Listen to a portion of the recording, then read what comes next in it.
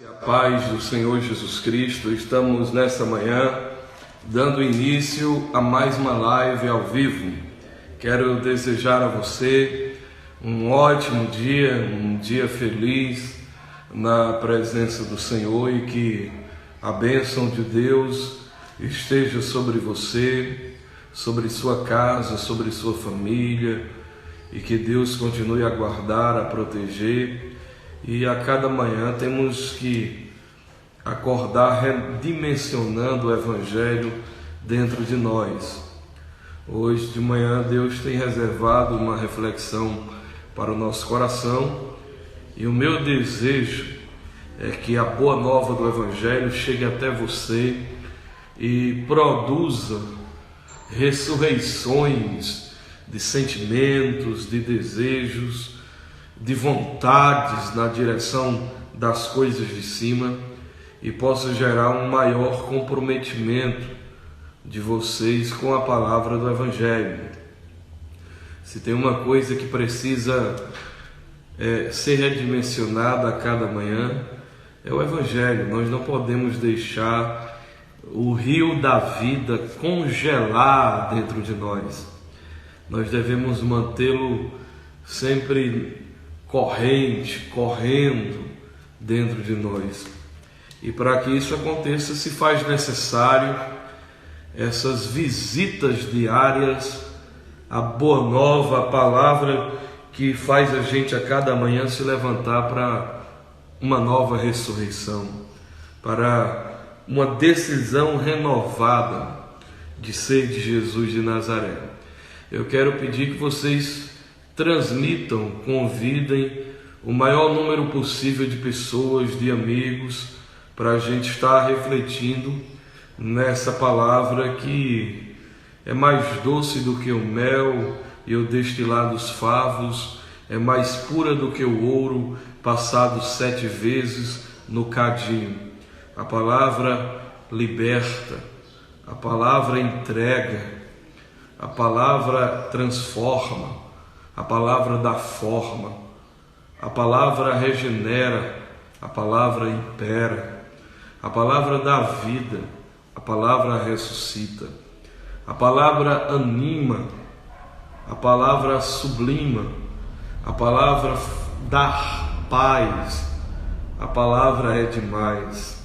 Eu quero convidar vocês para nós meditarmos. Ao passo que vocês forem entrando, já venham com o coração aberto, já venham com o coração desassossegado, já que nós estamos vivendo nessa época que a tecnologia tem gerado a síndrome do pensamento acelerado, e as pessoas vivem sem sossego e não têm paz na alma para sentar e refletir. Eu quero que você hoje faça isso. Pare um pouco agora e vamos refletir na palavra de Deus. Eu já queria iniciar lendo a palavra do Senhor no Evangelho de Jesus Cristo, conforme o relato de João.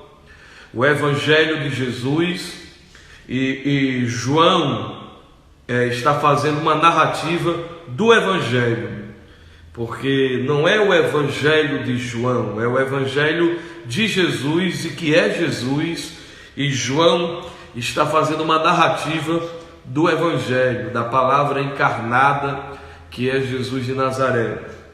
João, capítulo de número 8, versículo 43. João, capítulo 8, versículo 43 em diante. Palavras de Jesus: porque não entendeis a minha linguagem? Porque não entendeis a minha linguagem? Porque não podeis ouvir a minha palavra? Vós pertenceis ao vosso pai, o diabo, e quereis executar, satisfazer o desejo dele. Ele foi homicida desde o princípio e não se firmou na verdade, pois não há verdade nele. Quando ele profere a mentira, fala do que lhe é próprio, pois é mentiroso e pai da mentira. Contudo, porque vos digo a verdade, não credes em mim. Pode algum de vós acusar-me de pecado? Se vos digo a verdade, por que não credes em mim? Quem pertence a Deus, ouve as palavras de Deus. O motivo por que não ouvis é porque não pertenceis a Deus. Eu queria chamar você para refletir o seguinte. Jesus pergunta no verso 43 do capítulo 8: por que não entendeis a minha linguagem? Por que não entendeis a minha linguagem?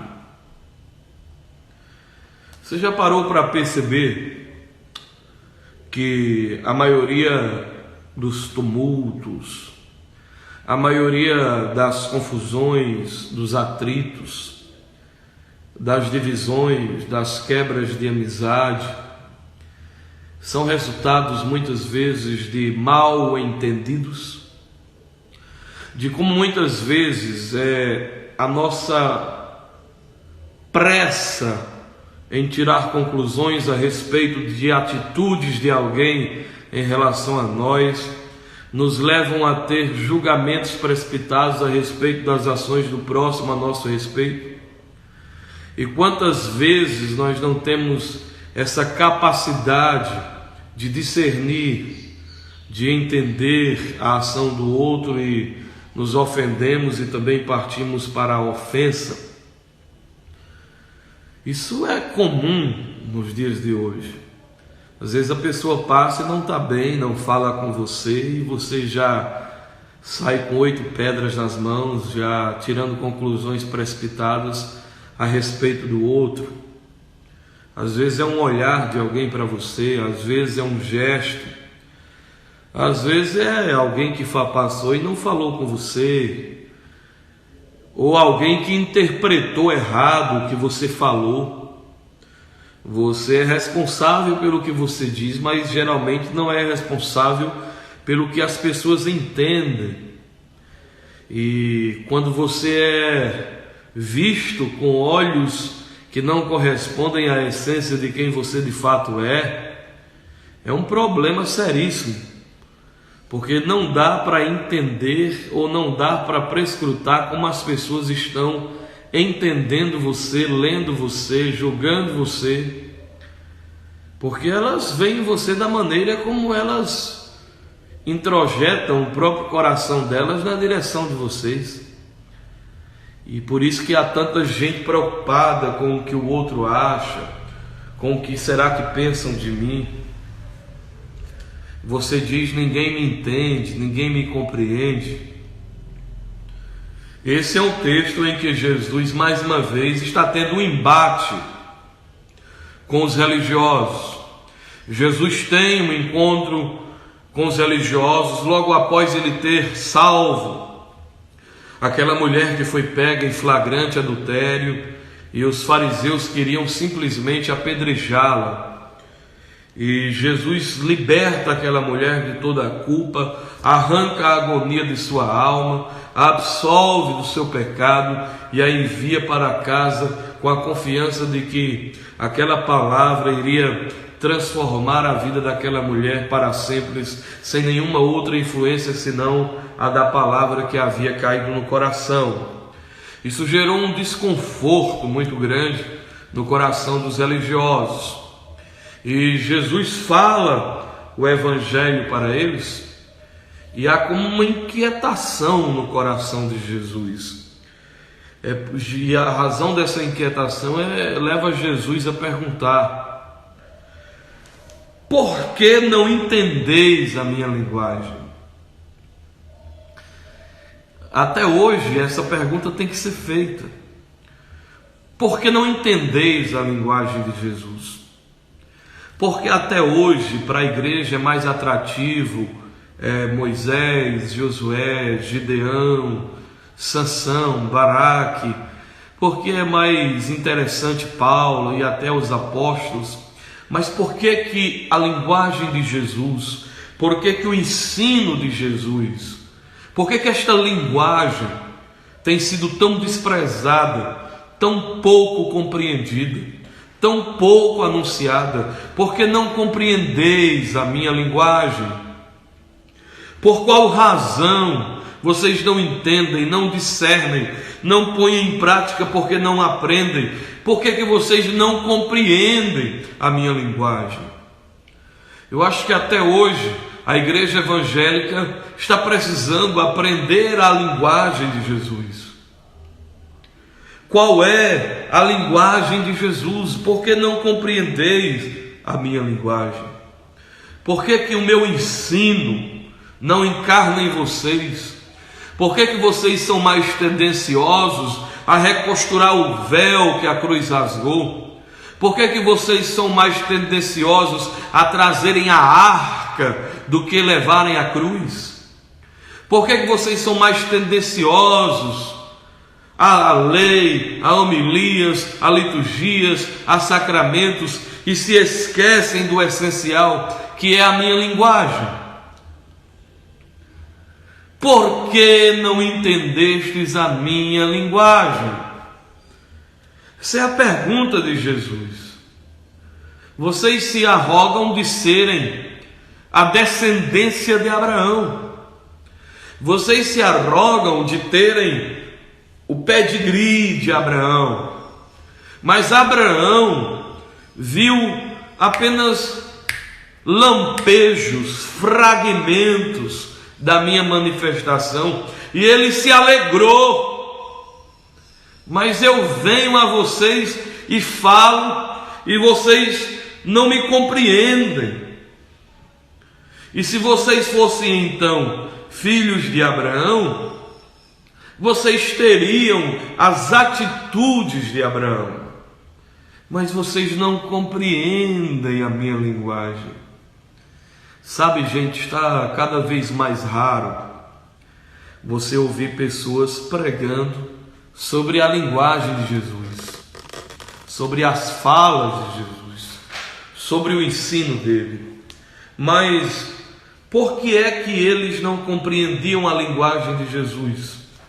Eu quero ver com você agora o que é que entupia as percepções desses homens, a ponto deles não entenderem a linguagem de Jesus. Porque se nós não tivermos cuidado, nossas percepções também podem ser entupidas e a gente ficar distraído com tanta outra coisa em volta da Bíblia, da igreja, e se esqueça do essencial, que é ser como Ele, que é ser como Jesus, cujas atitudes é a linguagem, cujas ações dele é que é a linguagem que os fariseus não compreendiam. Por que eles não compreendiam a linguagem de Jesus? Jesus diz: vocês não compreendem porque vocês pertencem ao diabo e quereis executar os desejos dele. Veja o que é que Jesus diz: vocês pertencem ao diabo e vocês querem satisfazer os desejos dele. Veja que coisa pesada.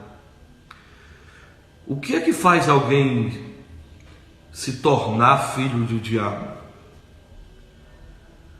Jesus diz que eles não podiam entender porque eles haviam se tornado filhos do diabo. Aí você diz: bom, eu sou evangélico, eu deixei de beber, eu deixei de fumar, eu deixei de ir no bar, eu deixei de ir no prostíbulo, eu agora vou para a igreja todos os dias. Eu não perco um culto, eu tenho carteirinha de membro, eu fui batizado no fundo do Oceano Atlântico. E você acha que é isso que faz de você, de Jesus? Não é apenas isso, porque estes homens são os mestres da lei. Estes homens a quem Jesus diz isso são os sujeitos da moral ilibada, da ética irretocável. dos estereótipos louváveis e superproduzidos pelo melhor do que o legalismo pode produzir. Eram homens que tinham um cuidado minucioso de guardar leis, preceitos, ordenanças, mandamentos. Não eram homens que estavam invocando o diabo, eram homens que invocavam Adonai, que tinham a alegria de dizer: Abraão é nosso pai, Moisés é nosso mestre, nós somos a linhagem de Israel.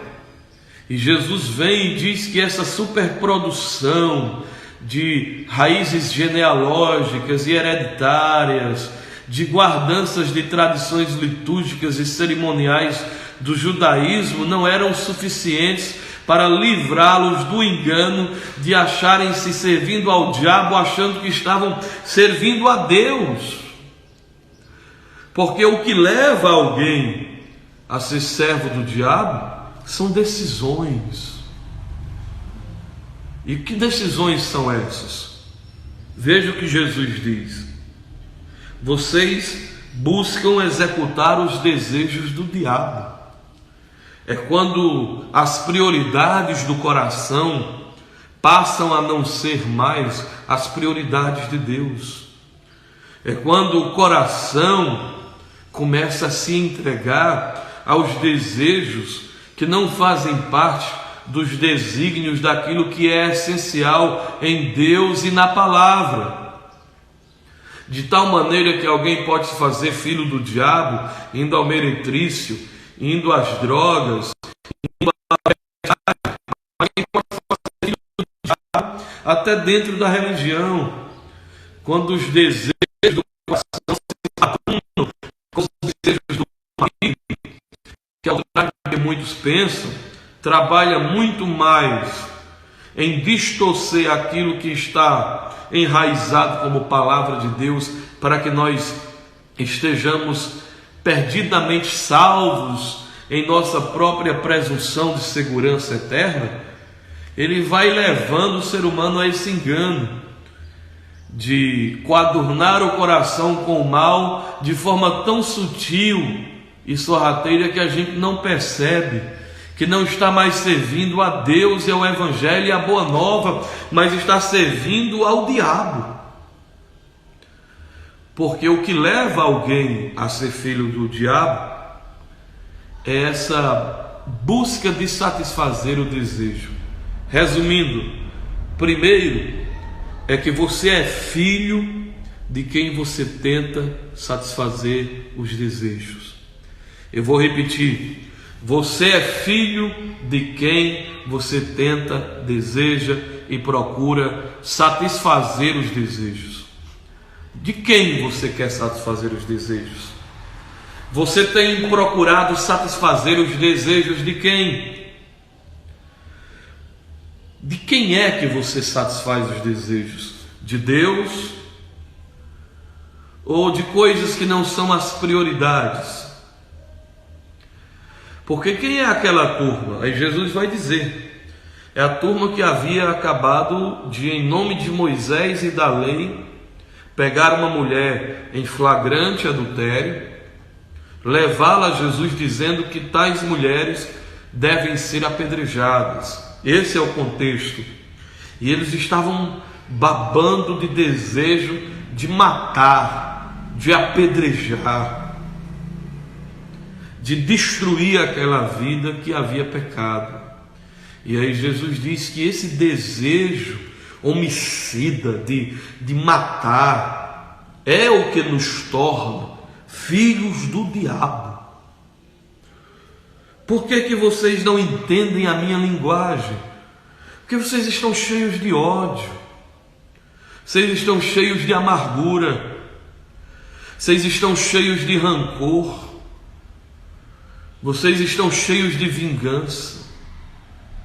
Vocês não entendem a minha linguagem, porque dentro de vocês o que existe é vontade de matar quem quer que pise no vosso pé. O que há dentro de vocês é vontade de destruir quem quer que contrarie os vossos interesses. Se torna diabo para vós, sem que vocês mesmos percebam que o diabo é vocês. Vocês não conseguem entender a minha linguagem, porque a minha linguagem não aceita no seu idioma nada que tenha a ver com ódio, nada que tenha a ver com rejeição, com facção, com divisão, com amarguras, com decretações de guerras contra o próximo, com as tentativas de encabrestar Deus a nosso favor, amaldiçoando os outros. É por isso que vocês até hoje não compreendem a minha linguagem. Pelo amor de Deus, me diga uma coisa. Me diz um personagem da Bíblia que Jesus mandou amaldiçoar. Me diz um. Nem Pilatos, nem Herodes. Porque no idioma do amor, as linguagens do ódio são apagadas, são engolidas por esse amor que nocauteia os juízos, as raivas, as iras, o guardamento de mágoas, que aprisionam nossa mente a coisas passadas e não nos deixa acordar para a realidade da linguagem dele. Vocês não podem entender a minha linguagem porque vocês querem executar os desejos do diabo. E qual é o desejo do diabo? Eu vou te dizer agora. É que tu te vingue, é que tu odeie, é que tu pagues o mal com o mal, é que tu guarde amargura, é que tu deseje o mal até para os participantes da porta do fundo, é que tu deseja a destruição de todos os enredadores das escolas de samba. O desejo do diabo é que tu pise o próximo, é que tu humilhe e despreze as pessoas desprovidas de nobreza. Esse é o desejo do diabo. É que aquela pessoa que te persegue no trabalho, tu amaldiçoe e diga: vou orar para Deus pesar a mão. Isso é a vontade do diabo, minha gente. Isso não tem nada a ver com a linguagem de Jesus. E aí ele segue e diz: olha, vocês querem satisfazer o desejo dele, porque ele foi homicida desde o princípio. Olha aí, esse desejo de matar. O diabo é homicida desde o princípio. E vocês desenvolveram uma moralidade tão exaltada perante vocês mesmos que vocês acham que têm o direito de pegar pedra para jogar contra quem quer que vocês considerem imundo e pecadores. E essa espiritualidade que, depois de se firmar diante da comunidade, lhe dá direitos de apedrejar, isso vem do diabo, porque ele é que é homicida desde o princípio. E a linguagem de Jesus, ela é tão assustadora, porque o conceito de homicida que os judeus tinham naquela época era do sujeito que literalmente praticava o crime de homicídio contra o próximo. Mas aí vem Jesus, redimensiona a lei e traz as jurisdições da lei para o coração e diz que quem quer que olhe para o seu irmão com ódio, com rancor, já é homicida em potencial, já é homicídio. Não porque você matou literalmente a pessoa, mas você a matou dentro de você. Você a sepultou para longe de todos os seus contatos, de relacionamentos. Você se fechou para aquela existência a ponto de dizer: ele não existe mais para mim. Isso é em potencial homicídio. Jesus diz: quem quer que olhar para o próximo com nojo e dizer raca, é réu do fogo do inferno. E aí você diz: o que é olhar para o próximo e dizer raca? Os rabinos diziam que esse raca era aquele movimento bucal de desprezo, de nojo. Qualquer que olhe para o próximo assim, com nojo, com desprezo, é réu do fogo do inferno. Jesus tira as jurisdições da lei apenas do campo das estereotidades, do exterior, das práticas visíveis, e ele traz a lei para que ela tenha as jurisdições do coração, para nos ensinar que ainda que o nosso sorriso se manifeste fora, se dentro do nosso coração o que há é indiferença, é ódio, é desamor, é desejo de abandonar, de se distanciar, de maltratar, de se intrigar, nós estamos satisfazendo os desejos do diabo, que havia se inoculado de tal maneira dentro da religião, assim como a serpente no Éden, que Jesus diz: raça de víboras, raça de cobras, serpentes, porque eles haviam se coadunado com o espírito do diabo e usavam a lei de Moisés para justificarem o desejo homicida latente que havia dentro deles. Minha gente, isso é mais sério do que palavra de porta aberta. Isso é mais sério do que essa maior descoberta a serviço da imbecilidade humana, de mensagens de vitória financeira, prosperidade. Isso é mais importante do que as idiotices de coaches dentro da igreja ensinando apenas a fazer programações que melhorem sua qualidade de vida. Pelo amor de Deus, por que não compreendeis a minha linguagem? Por que que isso é tão pouco praticado? Ora, isso é tão pouco praticado que basta você ouvir a música dos crentes que você vai perceber que o desejo é quem me viu passar na prova e não me ajudou, quando veio na bênção vão se arrepender. Eu vou pisar quem ficar na minha frente, porque eu sou ungido. Meu Deus, por que que vocês não compreenderam a minha linguagem? Vocês querem satisfazer o desejo do diabo. E João diz que quem não ama é homicida. Quem não ama nem a Deus conhece. Se você diz que ama a Deus a quem você não vê, mas você não ama o próximo a quem você vê, você é mentiroso e a palavra de Deus não está em vós. Aí Jesus diz: porque a porta é estreita e apertado é o caminho. Aí fica um monte de bobo dentro das igrejas achando que a porta é estreita e que o caminho é apertado, porque eu tenho que me abotoar, eu tenho que dormir com blusa comprida, porque eu tenho que guardar o sábado, os mandamentos. Mas pelo amor de Deus, me diga o que é mais estreito do que o amor. Me diga que caminho é mais apertado do que amar. Perdoar é mais fácil botar pedra na cabeça e carregá-la do que amar.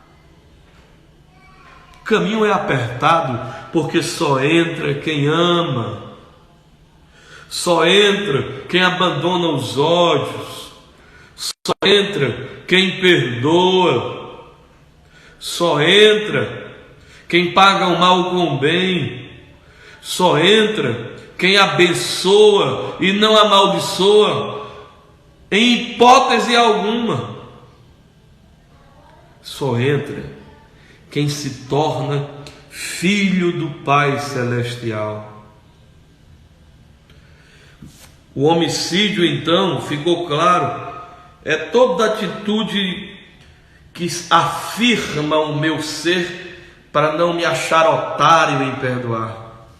Mas ele vai mais à frente e diz o seguinte: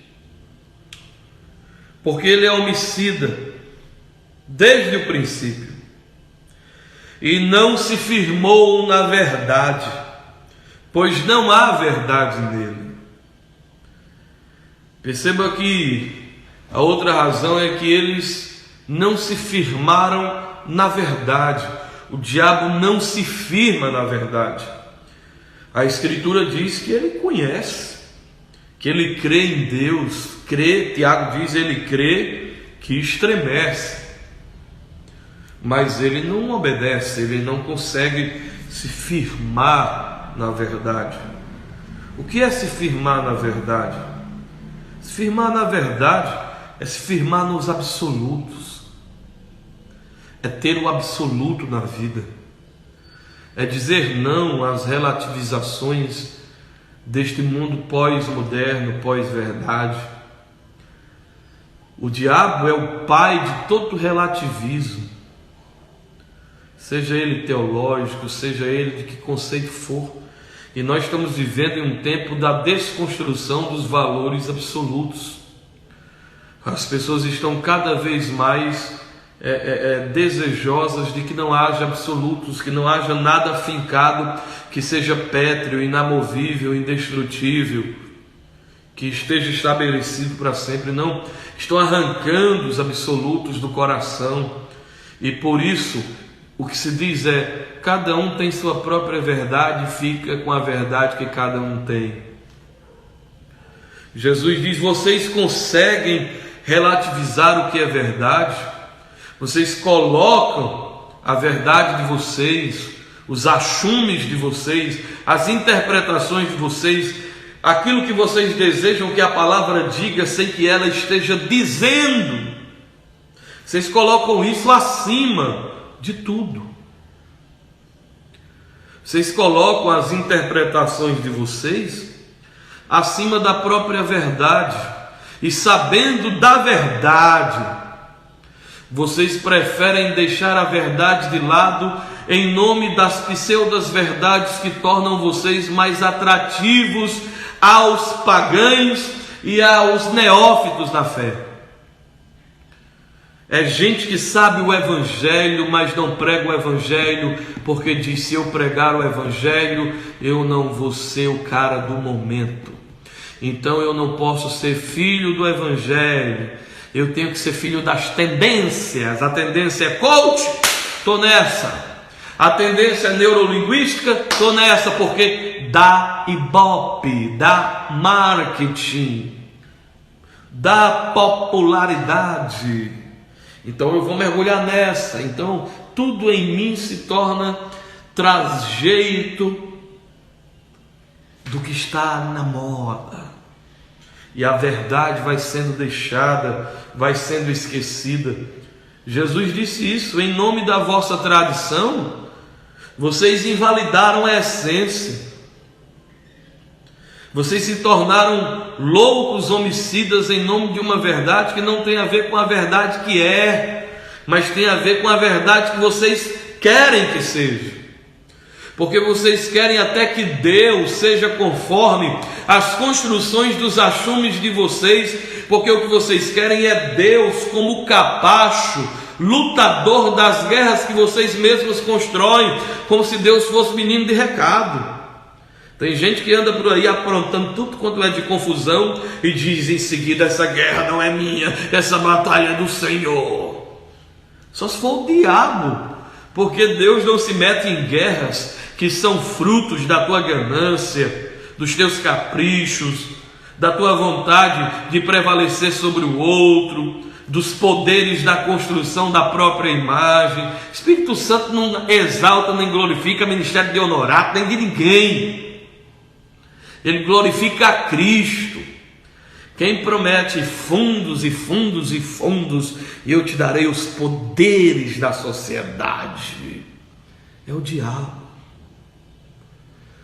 Olha, se tu se curvar às minhas tendências, se tu começar a usar a palavra de Deus nas direções que eu quero,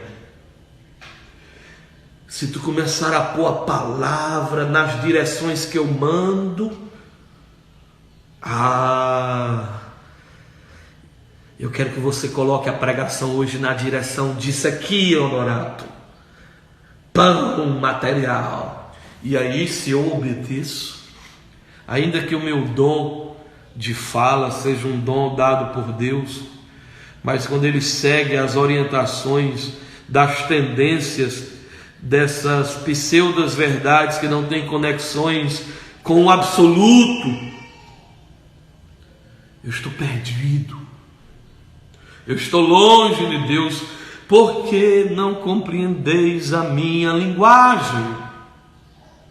Jesus diz: porque vocês pertencem ao diabo e quereis executar os desejos dele, os desejos de ódio, de vingança, de ira, de guardança de mágoas, de ressentimentos.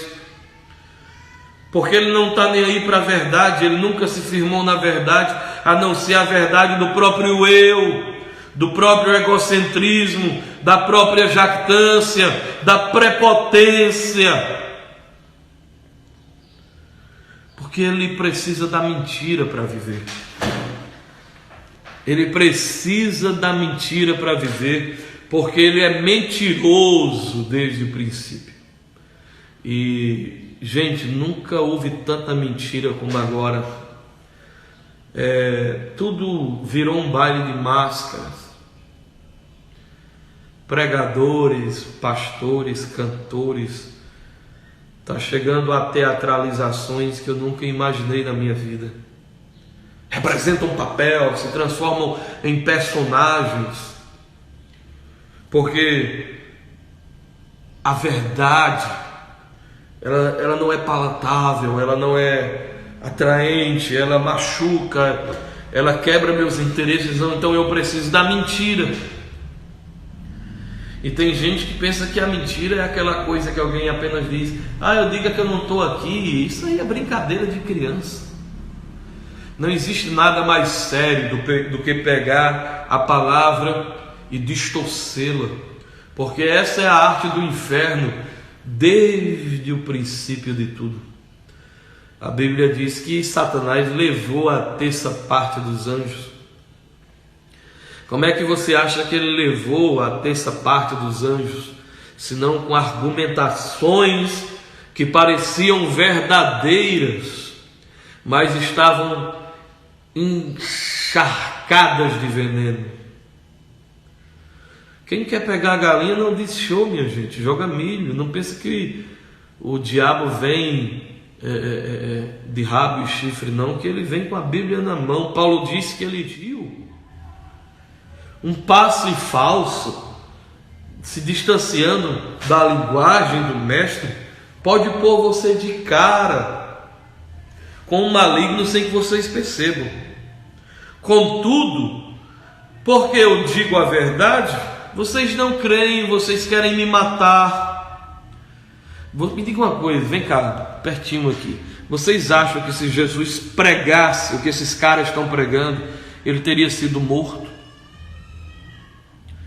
Vocês acham que se Jesus pregasse sobre como ter qualidade de vida, fazer um regime, eu estou até precisando, fazer regime, organizar o seu tempo, ter tempo de qualidade, vocês acham que se Jesus pregasse essas brincadeirinhas de criança, vocês acham que ele teria sido morto? Jamais. Ele pregou a verdade. E por isso que ele foi tão contrariado, tão perseguido, tão rejeitado. Por isso que ele foi morto. E aí Jesus diz: olha, quem pertence a Deus, ouve as palavras de Deus. O motivo por que vocês não aguentam me ouvir é porque vocês não são de Deus. E aí a atitude deles foi: agora sabemos que você é samaritano e tem demônio. Chamaram Jesus de endemoniado. Meu Deus. E aí Jesus diz: eu não estou possesso de demônios, mas eu honro meu Pai, e vocês exaltam. Eu não busco a minha própria glória, mas vocês não se firmam na verdade, porque vocês não buscam a glória do Pai, vocês buscam a glória de vocês, da imagem de vocês, da reputação de vocês. Meu Deus, que coisa séria, que coisa mais séria. E aí o que Jesus disse é que essa palavra que ele pregou deveria gerar exultação no coração deles, mas gerou ódio. E Jesus disse: eu digo isso em vez de vocês exultarem como Abraão, a quem vocês chamam de pai de vocês, exultou e se alegrou no Monte Moriá. Vocês, em vez de se exultarem e se alegrarem como ele, vocês querem me matar. Vocês querem me matar. Porque não há nada mais ameaçador à religião fundamentada no engano em nome de Deus. Não há nada mais ameaçador a isso do que o Evangelho. Se a linguagem de Jesus for pregada, desconstrói o circo dos lobos, desconstrói os absurdos cometidos em nome de Deus. Eu acho que o próprio Deus diz: pelo amor de mim, não façam isso, de tanto absurdo, de tanta loucura. Então, meu amigo, eu deixo essa palavra nessa manhã para você e desejo que isso traga temor e tremor ao seu coração. Fica na paz, que Deus te abençoe, em nome do Senhor Jesus Cristo. Paz.